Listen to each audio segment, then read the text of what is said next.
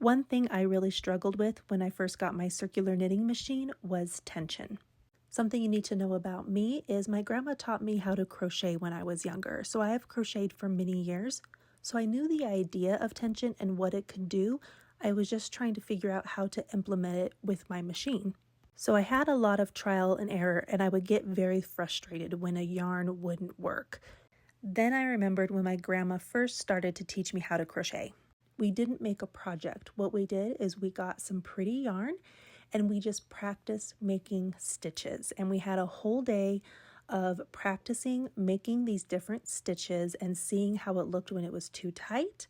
And then she would tell me to loosen my stitches, to loosen up my fingers, or if it was too loose, okay, now we need to tighten it, and just to get the stitches uniform. Once I got the stitches uniform, then we made a project. We made a hat together.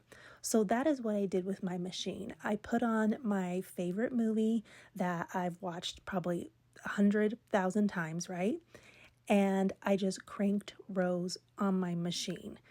Not only did this help me to get to know my machine, I learned what this machine specifically liked with the yarn I was using.